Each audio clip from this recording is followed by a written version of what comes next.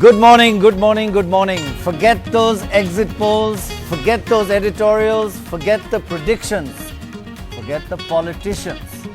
In a few moments from now, the people of India will take command and let us and the world know the biggest decision this country has made in 5 years. This is now the real thing. Over 800 million decisions to vote, not to vote, climaxing in one person, the next Prime Minister of India. Frankly, it's awesome. And we should never ever take this for granted. Our democracy is the biggest, the most vibrant, the most anarchic, and the most unpredictable anywhere in the world. And this is our proudest and frankly our most exciting moment. So don't go anywhere, because everything today is going to happen so fast.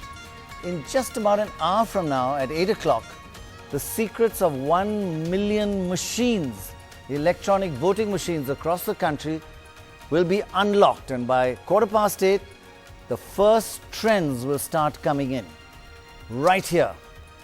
And then don't even blink, because it happens at lightning speed, believe me.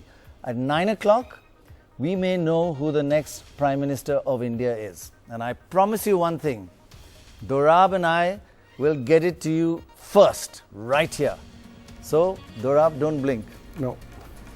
Because as the results come in, and I will guarantee you one thing, there are going to be surprises. You think this is a done deal? There are going to be states which will surprise us, constituencies will surprise us. It has always happened in the 25, 30 years that we've been doing these election shows. So, first let's have a look at what the old Parliament looked like. This is what it was. This is the Parliament of India as it was up till today, from 2009 onwards. And in about an hour from now, we will ask all these gentlemen to kindly leave and make way for the rest to come in, the new MPs to come in one at a time. But there you are, the parties. You can see the Congress there, 234 seats as of now. These will all change. Faces will change, personalities will change, and numbers will change. But at 8 o'clock, till then, we are privileged to have all these gentlemen and ladies be with us. Now let's find out what's happening right now, at this moment, across the country. First, let's go across to Barkha Dutt, who, I must say, Barkha, I've never seen anybody work as hard, travel as much. I don't think you slept for about 2 months. You know every voter in this country. And you're right in front of the laddus, my God. So did you get this sense throughout your travels that it is going to be celebration time? Forget the opinion polls. A correspondent, journalist's gut feel means much more. I did, Pranoy. There was very much a sense of a surge for Narendra Modi. In fact, in all the elections I've reported over all these years, I don't think I've ever seen one individual dominate the campaign as much as Mr. Modi did. Love him or hate him, he was key to the heart of this campaign. And through my travels through India's political heartland, one did definitely sense two things. One, an anti-Congress wave, even more than a pro-Modi wave, and certainly a deep, deep enthusiasm for the leadership style, a desire for what people would say a tough, determined leader. Now, talking about the laddus here, I want to share something about what's been happening at the BJP headquarters. You talk about me not sleeping for the last 2 months, that's true. But these men standing next to me haven't slept all night. And as you can see, these laddus here are the sign that this party, this headquarters already expects to win. There are 10,000 cups of tea being prepared as we speak. 10,000 cups of tea being prepared. And these laddus, we're seeing only 2 thalis.